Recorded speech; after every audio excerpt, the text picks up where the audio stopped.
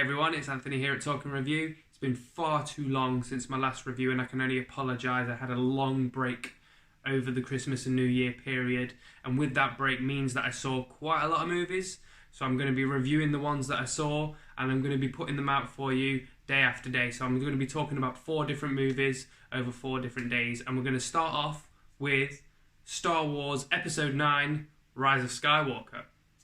Let's do this. So Star Wars Episode 9 Rise of Skywalker is the last instalment in the newest trilogy, and it's also the last instalment of the Skywalker saga. So the final movie in this trilogy seems to be set a little after The Last Jedi, and the reason I say that is because Rey in this movie is a lot more advanced in terms of her abilities with the Force. She could be considered as a fully fledged Jedi at this point, considering the power that she has. So with that being the case, I'm guessing that this film is set a little bit more in the future than The Last Jedi was to The Force Awakens. So as you know by now, this won't be a spoiler because it's been in the adverts, it's been in all the promo material. Palpatine is back. Now I don't know if this was the original plan. J.J. Abrams said it always was the original plan. Maybe not, considering Rian Johnson and what he did with the second movie. Who knows? But he's back. And where we are now is that he has been alone on a planet building up his own new empire. I would hesitate to say he's building up his new empire, and he's calling it the Final Order. And it's basically a huge fleet of planet-destroying ships to essentially control the galaxy. And where we find ourselves at the start of the movie is Kylo Ren basically trying to find the Emperor because he wants to kill him, because Kylo Ren is now the supreme leader after killing Snoke in the last movie. From then on, this movie basically is a scavenger hunt to find one thing, to find the next thing, to get to the end place where everything can happen. And that's essentially it. I'm not going to go into any more of plot details because it's hard to discuss this movie in terms of its plot points without giving any spoilers away. And I think it's very important not to give spoilers away because Star Wars is something that people hold quite dear to them, and I'm not going to spoil that for anyone else. So I think it's important that I try to be as vague as I possibly can on plot points and still go over what I thought about the movie, the positives and the negatives. So overall, did I enjoy this movie? I absolutely did enjoy this movie. So I saw this movie a couple of days after release. I think it was actually one day after release. So it's been a little while now, and the more I think about the film and the more I mull over what happened in it and why, the more I actually quite enjoy it, the more I'm kind of getting on board with it. I do want to watch it again because there are certain things that I want to watch again just so I can absorb it all.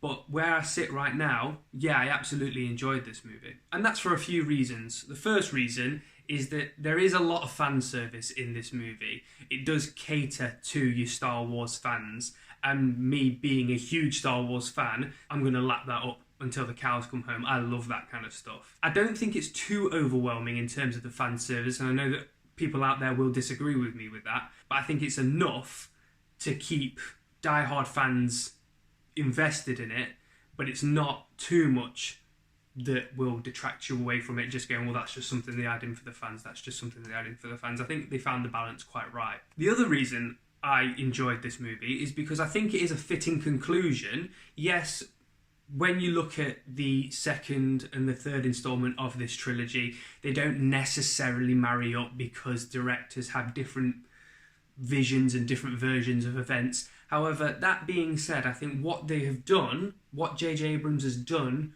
with what he had in The Last Jedi, with it not being his initial ideas, I think he's done a good job. And the final reason that I really love this movie is Kylo Ren, or Ben Solo, whatever you want to call him. And the reason for that is because I feel like his character development and his story arc from The Force Awakens right up until this final movie has been really, really strong. And it's probably one of the strongest things out of all of the trilogy, to be fair. It's the only real constant out of the 3 movies that you can say, yeah, that's something that I liked. Because out of the 3 movies, there's definitely things you can say I liked and I didn't like. But I think out of all 3 of them, Adam Driver as Kylo Ren has been something that I've absolutely loved all the way through. Oh, one thing that I just thought of whilst we were discussing it is the use of Leia in this movie. I think the use of Leia in this movie was I don't think it could have made it any better than it was.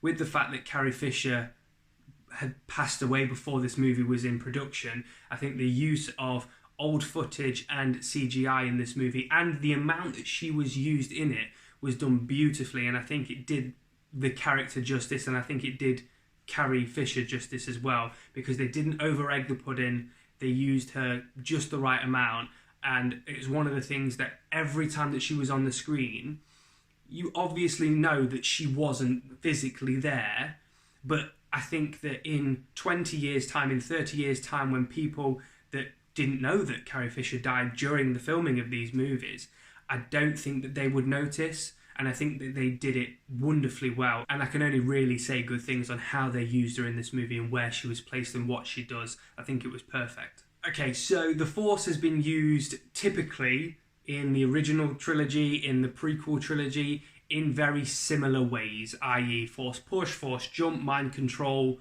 the usual Jedi tricks that you would see. However, in this trilogy, they really push the boat out, and this film in particular, they use a couple of things that I think will throw some fans off. Initially, I was looking at it, I was going, really? Really? Okay, so let's talk about Palpatine a little bit. His involvement in this movie was a lot more than I thought it was going to be. I kind of had the feeling that he would just appear at the end and there would be like a big showdown. And it's not really. His involvement is almost... It's not consistent throughout the movie. He's not in like every scene or anything like that. But his involvement is at the very start of the movie and through segments throughout the movie up until the end. So his involvement is quite big in this movie. And they kind of give off a horror kind of vibe when they're around him. It's always very, very dark. There's a lot of lightning, a lot of crashing, a lot of big sounds.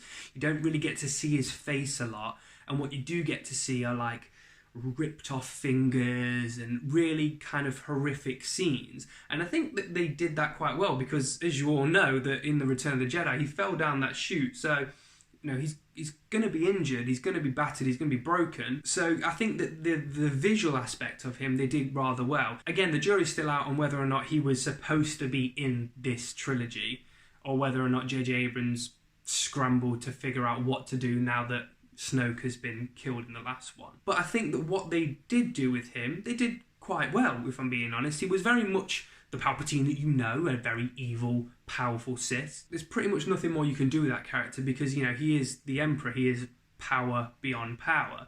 And they showcase that well. It's just whether or not his involvement in this movie was supposed to be there. But I feel like they've done a good job with what they had. Okay, so there's all the things that I liked about the movie. There are a couple of things that I didn't necessarily like about it. It feels like this movie should have been 4.5 hours long, fit into a 2.5 hour long movie. In terms of pacing, it was pretty much all over the place. There was no real time to kind of sit down and digest what's going on. It was very much I need to go here to get that. I need to go here to get that. It's a very basic kind of floor plan, but there was just so much in this movie. So much is crammed into this movie, and I think that that's down to the fact that personally, I don't think that this is the way that J.J. Abrams wanted this trilogy to go. He's essentially tried to get parts 2 and 3 of his trilogy into this part 3 movie. And I think that because of that, the pacing has suffered in this movie because, like I said, it does feel like you're all over the place all at once. It feels like you're everywhere all at once. But overall, I don't really have a lot of negative things to say about the movie. I enjoyed it for what it was. I am a big Star Wars fan, so I think I have bias in there, so I'm always going to lean towards liking it regardless, even if it does have a lot of bad things in it. I'm not saying that this does, but even if it does have a lot of bad things in it, I think I'll try and find the positives out of it anyway. It's kind of why I want to watch it again, just so I can get a full understanding and digest anything that I missed last time. But overall, yeah, I absolutely enjoyed it, and I think overall the final trilogy, it's been okay. It's been all right. It's not been terrible. It's not been absolutely fantastic. It's been okay, and I think that the reason that people are going up in arms at the moment, because you're getting very much Marmite views. You're getting I love it or I hate it, and I think the problem is at the moment that I don't know what it is, but audiences can't seem to understand that it's okay to have an okay Star Wars movie. I feel like the majority of people out there are either it has to be the best thing since sliced bread or it has to be terrible. There's no in between, and I feel like you get people on either side of the spectrum, but I'm here to tell you it's absolutely okay to have an okay Star Wars movie. It's fine, and that's exactly what this movie is. It's an okay Star Wars movie, it's okay. And there's nothing wrong with that. And I feel like that pretty much sums up the entire trilogy. It's okay. It's not offensive. I quite enjoy it. There's nothing wrong with that. Am I saying they're the best 3 movies ever? Absolutely not. Am I saying that they're the worst 3 movies ever? Absolutely not.